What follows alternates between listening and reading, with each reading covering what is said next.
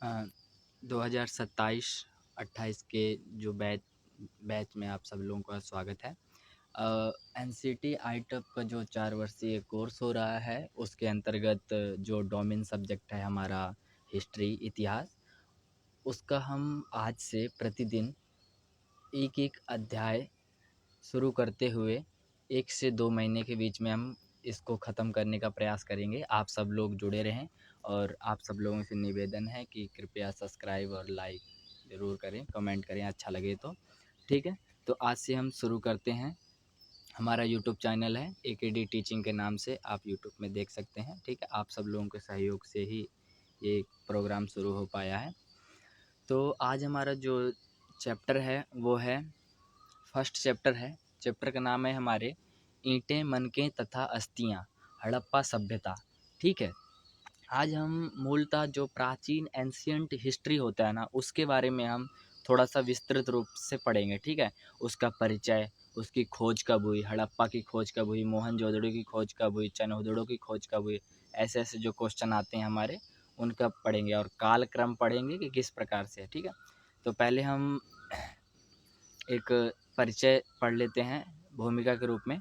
मानव सभ्यता का इतिहास लाखों वर्षों में विकसित हुआ है, किंतु संगठित नगरों, सुव्यवस्थित प्रशासन, उन्नत व्यापार तथा विकसित शिल्पकला के साथ जिस प्राचीन सभ्यता ने विश्व को सबसे पहले चौंकाया वह हड़प्पा सभ्यता थी। ठीक है, हड़प्पा सभ्यता हमारी सबसे प्राचीन सभ्यता मानी जाती है। इसे सिंधु घाटी सभ्यता भी कहते हैं, जिसको इंग्लिश में कहते हैं इंडस वैली सिविलाइजेशन। ठीक है, आप सब लोगों को समझ में आ रहा होगा इंडस वैली सिविलाइजेशन, आप सब लोग 12वीं क्लास में पढ़े भी होंगे थोड़ा थोड़ा सा। कहा जाता है यह विश्व की 4 महान प्राचीन सभ्यताओं मिस्र, मेसोपोटामिया, चीन और सिंधु सभ्यता में से एक है। ठीक है, जो हमारी विश्व की 4 प्रमुख सभ्यताएं हैं वो क्या हैं? एक मिस्र की सभ्यता, एक है मेसोपोटामिया की, चीन की और सिंधु घाटी की सभ्यता। ठीक है, प्रारंभ में इसके अवशेष सिंधु नदी के किनारे मिले, इसलिए इसका नाम सिंधु घाटी सभ्यता। अगर आपसे पूछा जाए कि इसका नाम सिंधु घाटी सभ्यता क्यों पड़ा, क्योंकि इसके जो अवशेष मिले थे, मतलब इसका जो हमें फैक्ट मिले थे, वो सब हमें सिंधु नदी के पास मिले थे। ठीक है, बाद में जब इसके अवशेष सिंधु घाटी से बाहर भी मिले तो इतिहासकारों ने इसे हड़प्पा सभ्यता कहना अधिक उपयुक्त माना। मतलब कि सिंधु नदी से फिर रावी नदी, फिर भोगवा नदी, जैसे भोगवा नदी कहाँ पर है अभी, लोथल भोगवा नदी के किनारे है। ठीक है, तो इस प्रकार खोज मिले तो क्या हुआ हमारा, मतलब फिर हमने इसे हड़प्पा सभ्यता का नाम दे दिया। ठीक है, क्योंकि सबसे पहले खोजा गया प्रमुख स्थल हड़प्पा था। ठीक है, सबसे पहला खोजा गया स्थल कौन सा था? हड़प्पा था, पाकिस्तान में। अभी ये आधुनिक पाकिस्तान में है, पर पंजाब में मिला था जब इसका बंटवारा नहीं हुआ था हमारे देश का। यह सभ्यता केवल नगरों का समूह नहीं थी, बल्कि एक सुव्यवस्थित सामाजिक, आर्थिक, सांस्कृतिक और तकनीकी व्यवस्था का उत्कृष्ट उदाहरण थी। यहाँ के लोग पक्की ईंटों से बने घरों में रहते थे, उन्नत जल निकासी व्यवस्था का उपयोग करते थे, दूर दराज देशों से व्यापार करते थे और मानकीकृत बाट माप का प्रयोग करते थे। यह सब दर्शाता है कि लगभग 4500 वर्ष पूर्व पहले भी भारतीय उपमहाद्वीप में अत्यंत विकसित नगरीय जीवन विद्यमान था। मतलब कहना चाहते हैं कि जो हड़प्पा सभ्यता थी, उसकी जो जल निकास की प्रणाली थी वो बहुत ही सुव्यवस्थित थी। ठीक है, इसका व्यापार जो है दूर दराज के देशों से, मतलब ईरान, मिस्र, मेसोपोटामिया, इन सब से क्या है, इनका व्यापार होता था। इससे हमने अनुमान लगाया एक कि ये सभ्यता जो है वो सभ्यता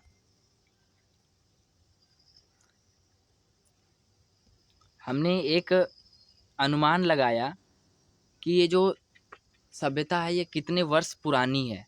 तो इसका हमने अनुमान लगाया, तो ये है हमारी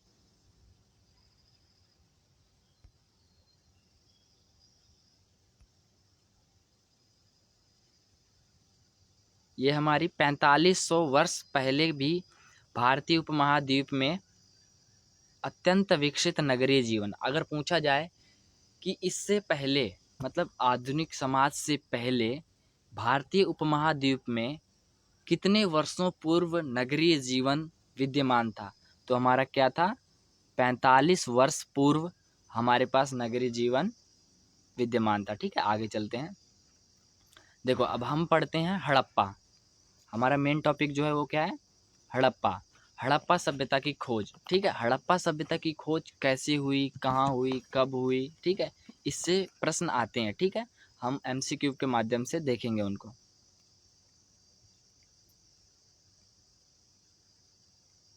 ठीक है ना? तो हम पढ़ते हैं 19वीं शताब्दी तक किसी को इस महान सभ्यता के अस्तित्व की जानकारी नहीं थी। भारतीय पुरातत्व तत्व सर्वेक्षण ASI द्वारा किए गए उत्खननों से इस सभ्यता का पता चलता है। ठीक है, ASI की फुल फॉर्म क्या होती है? एक बार टाइप करके भेजो आप सब लोग। ठीक है, खोज का क्रम क्या था? 1826 ईस्वी में चार्ल्स मैसन ने, किसने? 1800 ईस्वी में चार्ल्स मैसन ने हड़प्पा के टीलों का उल्लेख किया था। किसने? चार्ल्स मैसन ने। ये क्वेश्चन पूछा जा सकता है। ठीक है, फिर उसके बाद क्या है? 1856 में लाहौर कराची 1856 में लाहौर कराची रेलवे लाइन बिछाते समय प्राचीन ईंटों का उपयोग किया गया था। लाहौर कराची से हमें क्या मिला है? रेलवे लाइन बिछाते समय वहाँ से ईंटें, प्राचीन ईंटों का उल्लेख मिला है। ठीक है, और हड़प्पा की खोज कब हुई थी? तो हड़प्पा की खोज हुई थी 1921 में। ये सन याद कर लो बिल्कुल। ठीक है, और किसने की थी? तो दयाराम साहनी ने। ठीक है, दयाराम साहनी ने हड़प्पा वैज्ञानिक उत्खनन किया था। ठीक है, इसके बाद आता है हमारा दूसरा है हमारा मोहनजोदड़ो। 1922 में, याद कर लेना, बहुत ही इम्पोर्टेंट है। ठीक है, 1922 में RD बनर्जी ने, ठीक है, मतलब राखल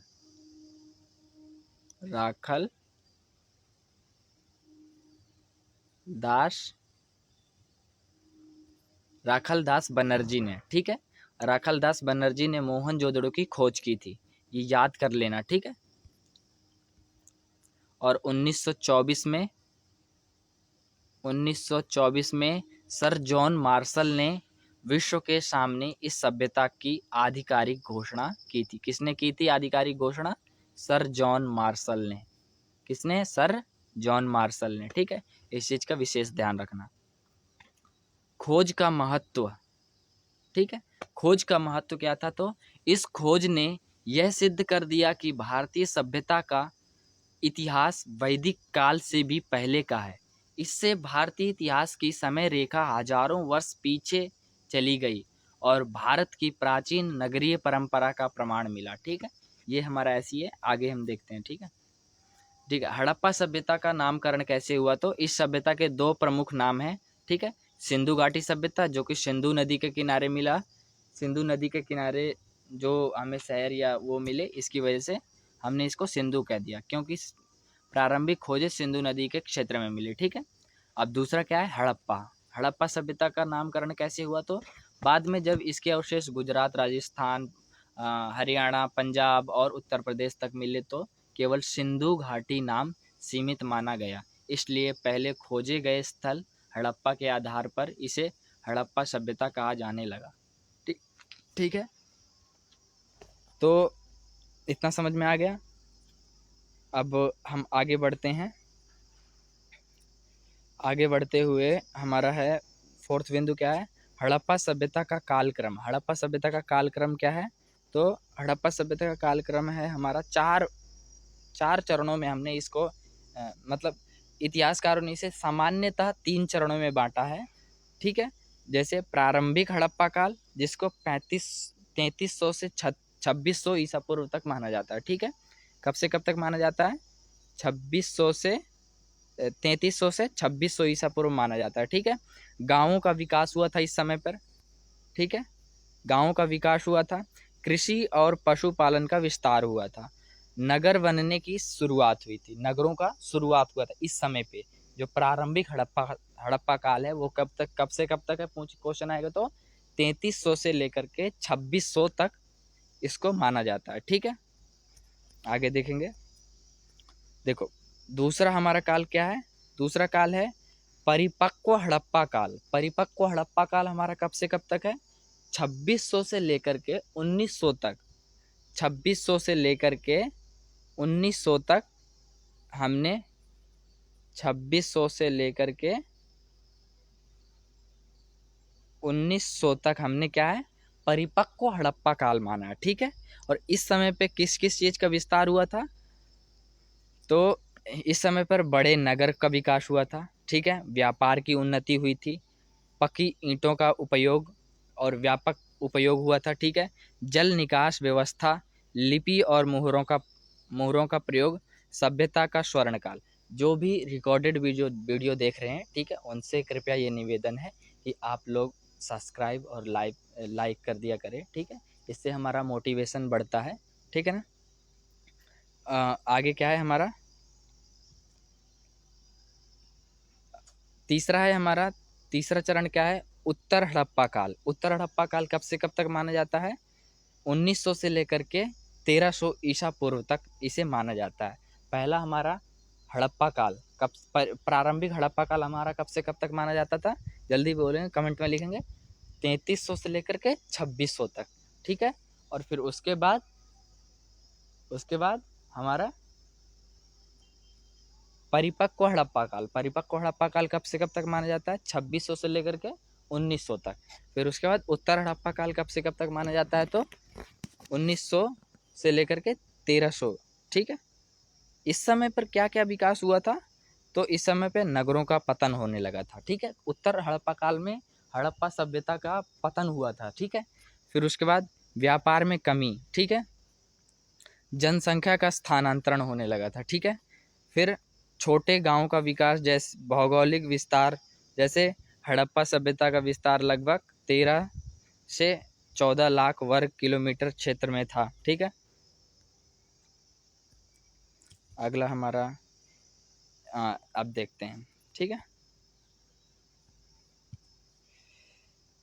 सबको दिख रहा है, इसके प्रमुख क्षेत्र कौन कौन से हैं। ठीक है ना, इसके प्रमुख क्षेत्र में क्या क्या आता है, पाकिस्तान का पंजाब और सिंध का क्षेत्र। ठीक है, हरियाणा, पंजाब, राजस्थान, गुजरात, पश्चिम उत्तर प्रदेश, जम्मू। ठीक है, इसका विस्तार उत्तर में जम्मू के मांडा से लेकर के दक्षिण में गुजरात के भगत भगतराव भगतराव तथा पश्चिम में सुरका सुर सुतका गेंडौर से पूर्व में आलमगीरपुर तक था। ठीक है, प्रमुख पुरातात्विक स्थल ये क्या है, प्रमुख पुरातात्विक स्थल क्या क्या है हमारे स्थल, वर्तमान में राज्य देश विशेषता क्या है हमारी, हड़प्पा है। फिर पाकिस्तान प्रथम खोजा गया था। ठीक है, और मोहनजोदड़ो पाकिस्तान में महान स्नानागार है इसमें। ठीक है, मोहनजोदड़ो में क्या है, महान स्नानागार है। ठीक है ना, मोहनजोदड़ो महान स्नानागार। ठीक है, धौलावीरा गुजरात में जल प्रबंधन की व्यवस्था अच्छे से वहाँ पर बताई गई है। ठीक है, लोथल लोथल में क्या है, गुजरात कहाँ, लोथल कहाँ है, गुजरात में प्राचीन बंदरगाह है। मतलब यहाँ से बंदरगाहों के अवशेष, मतलब यहाँ से व्यापार के अवशेष हमें मिले हैं। ठीक है, कालीबंगा कहाँ है, राजस्थान, अग्निकुंड और जूते हुए खेत के अवशेष। अगर पूछ ले आपसे कि जूते हुए खेत के और अग्निकुंड के अवशेष कहाँ से मिले हैं, तो वो है हमारा कालीबंगा, जो कि राजस्थान में है। ठीक है, राखी गढ़ी कहाँ है, हरियाणा में। सबसे बड़ा हड़प्पा स्थल माना जाता है क्षेत्र के हिसाब से। ठीक है, क्षेत्र के हिसाब से इसे क्या है, सबसे बड़ा हड़प्पा स्थल माना जाता है। ठीक है ना, और अगला है हमारा बनावली कहाँ है, हरियाणा, नगर योजना। ठीक है, चनहुदड़ो पाकिस्तान में है, और मन का उद्योग, मतलब चनहुदड़ो से क्या मिलता है हमें, मन का उद्योग का हमें वो मिलता है। फिर उसके बाद आता है हड़प्पा सभ्यता की प्रमुख विशेषताएं क्या हैं। हड़प्पा सभ्यता मतलब किस प्रकार से फेमस हुई, क्यों फेमस हुई, ठीक है, ये सब चीज़ें जो हैं वो बताएंगे। फिर क्या, सुव्यवस्थित नगर योजना, पक्की ईंटों से बने मकान, चौड़ी एवं सीधी सड़कें, ठीक है। फिर क्या है, उत्कृष्ट जल निकासी प्रणाली, मानकीकृत बाट एवं माप, विकसित व्यापार, तांबा कांसा, ठीक है, सोना और चांदी का उपयोग होता था, ठीक है।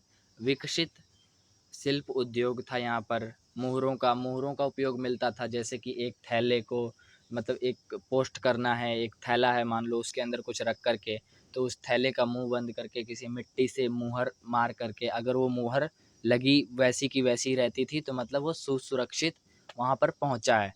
अगर वो मुहर थोड़ी सी भी टूट जाती थी कि इधर उधर से, तो उसका मतलब उसमें कुछ छेड़छाड़ की गई है, ठीक है। इस प्रकार से अपठित लिपि मिली है, ठीक है। संगठित प्रशासन के संकेत मिले हैं। अब एक महत्वपूर्ण तथ्य हैं कुछ। खोजकर्ता, हड़प्पा सभ्यता का खोजकर्ता कौन है, दयाराम साहनी, ठीक है। खोज मोहनजोदड़ो खोजकर्ता कौन है, राखलदास बनर्जी मतलब आरडी बनर्जी, ठीक है। घोषणा किसने की थी, हड़प्पा सभ्यता की घोषणा कब की थी, इसको क्या कमेंट में लिखना, कब की थी, 1924 में, सर जॉन मार्शल, ठीक है। सबसे बड़ा स्थल राखीगढ़ी, सबसे बड़ा बंदरगाह लोथल, महान स्नानागार मोहनजोदड़ो, ठीक है। जल प्रबंधन के लिए प्रसिद्ध धौलावीरा, जुते हुए खेत का प्रमाण कहाँ से मिला है, कालीबंगा से, ठीक है। अब कुछ क्वेश्चन कर लेते हैं हम लोग, ठीक है, कुछ क्वेश्चन कर लेते हैं। हड़प्पा सभ्यता का प्रथम हड़प्पा सभ्यता का प्रथम उत्खनन किसने किया था, किसने किया था, दयाराम साहनी ने, ठीक है। अगला है हमारा,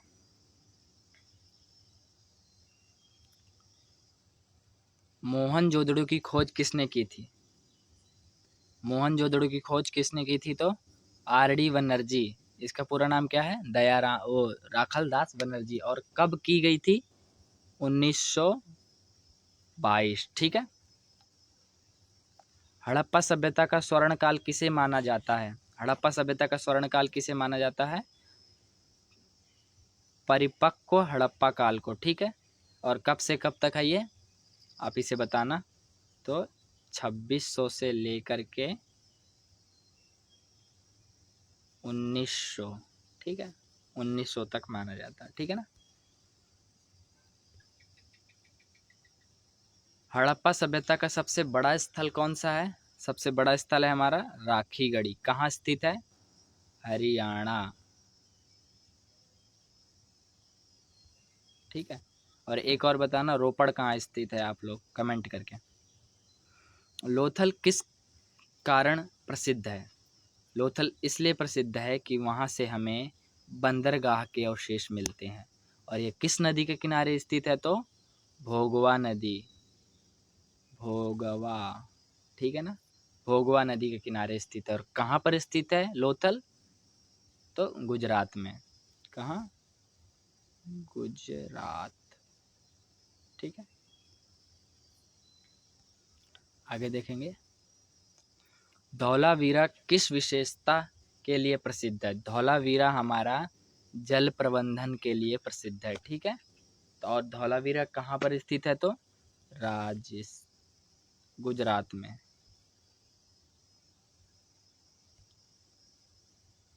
ठीक है। आगे चलेंगे, कालीबंगन कहाँ स्थित है, कालीबंगन कहाँ स्थित है, तो हमारा राजस्थान में स्थित है, और यहाँ से हमें चूड़ियों के अवशेष मिले हैं,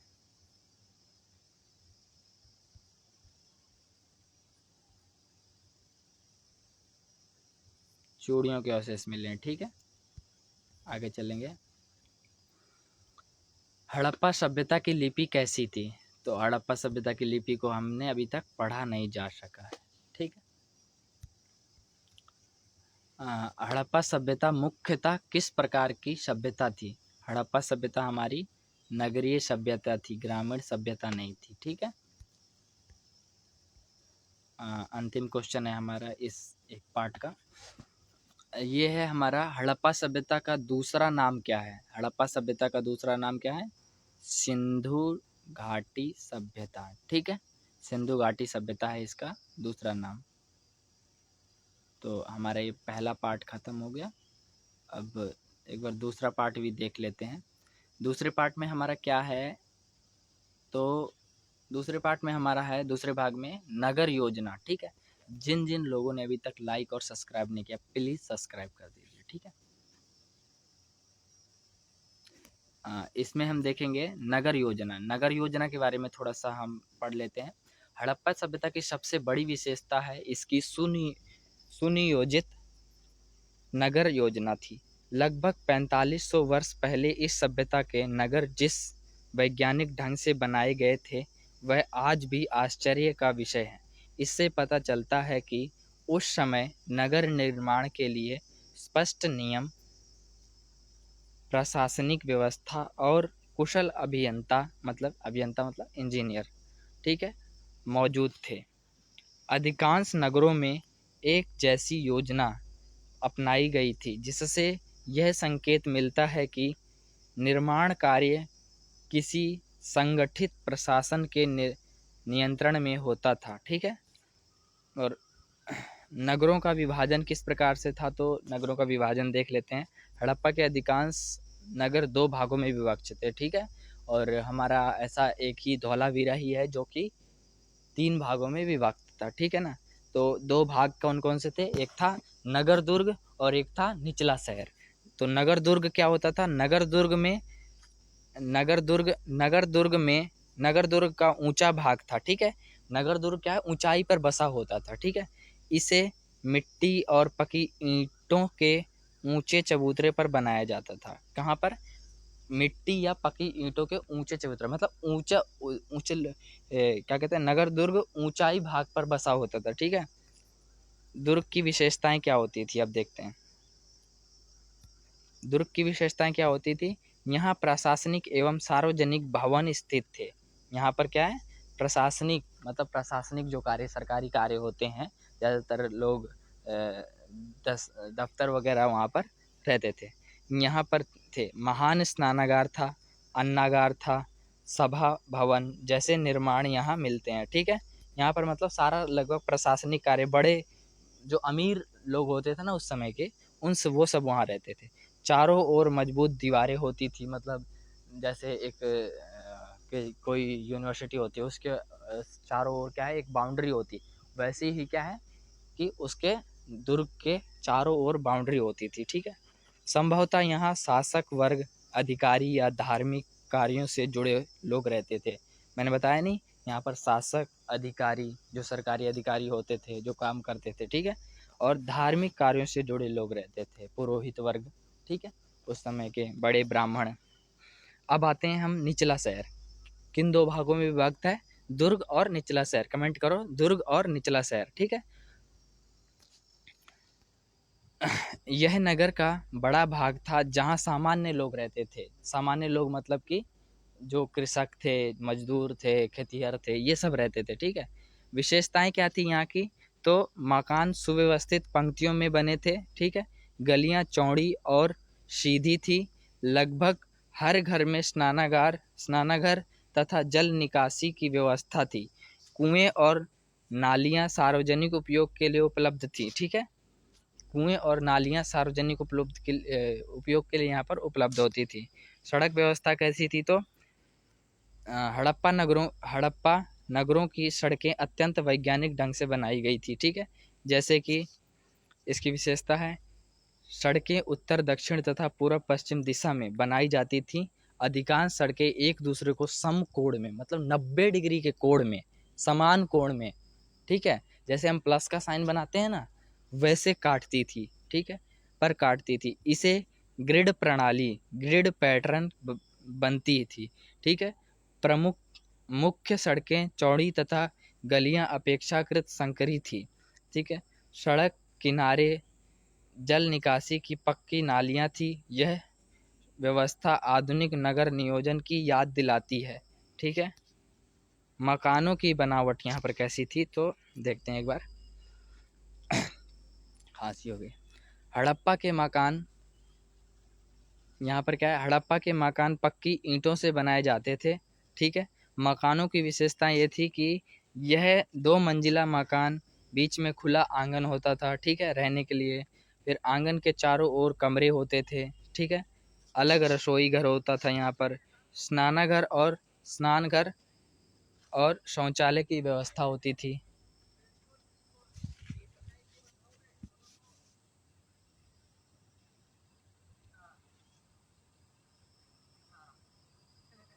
ठीक है।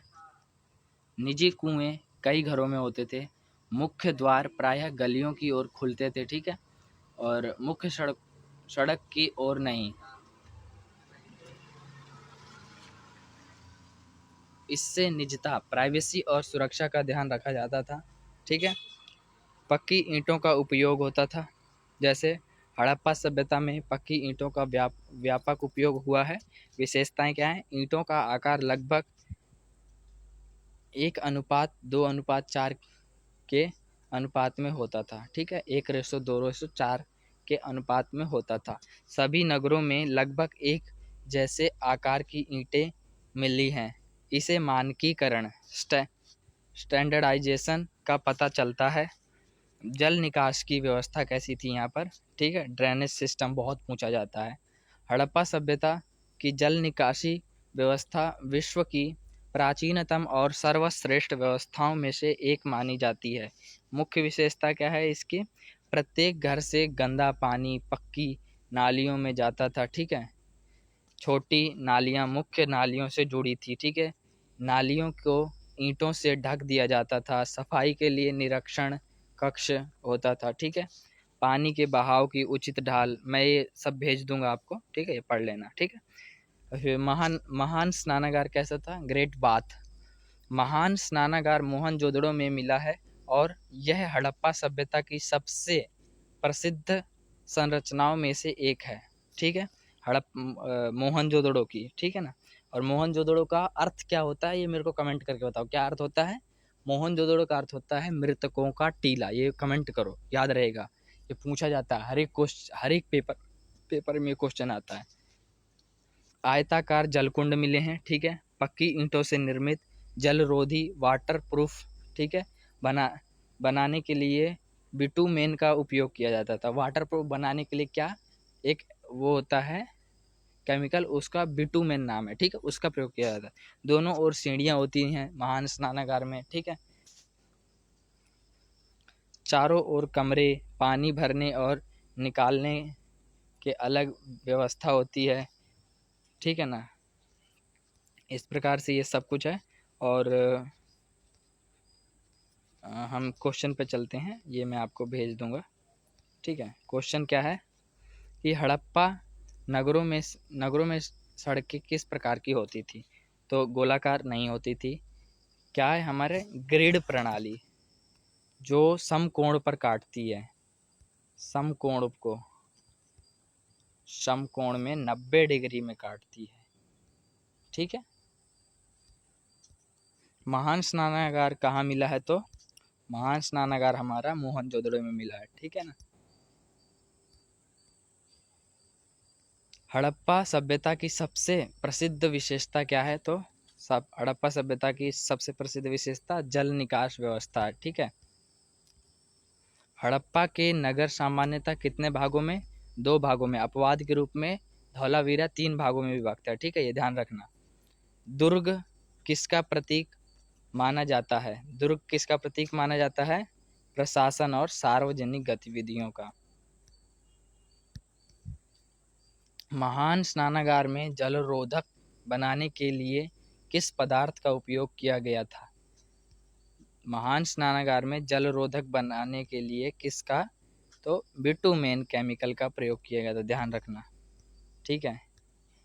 ईंटों का मानक अनुपात क्या है? ईंटों का मानक अनुपात बी। ठीक है, 1:2:4 का। अधिकांश मकानों का मुख्य द्वार कहाँ खुलता था? अधिकांश मकानों का मुख्य द्वार गली की ओर खुलता था। ठीक है, कहाँ? गली की ओर। विशाल अन्नागार किस बात का प्रमाण है? विशाल अन्नागार, कृषि और भंडारण व्यवस्था का। ठीक है, अंतिम क्वेश्चन है हमारा। अंतिम क्वेश्चन क्या है? हड़प्पा सभ्यता में प्रत्येक घर से गंदा पानी कहाँ जाता था? तो पक्की नालियों में, जो ग्रिड प्रणाली होती थी। ठीक है, और आगे हम कल पढ़ेंगे। ठीक है ना, तो यहीं पर समाप्त करते हैं। आप सब लोगों का बहुत बहुत धन्यवाद जो अभी तक जुड़े रहे, और आप सब लोगों से निवेदन है कि कृपया इसको सब्सक्राइब और प्रमोट करें और हमारा सहयोग करें। धन्यवाद सभी।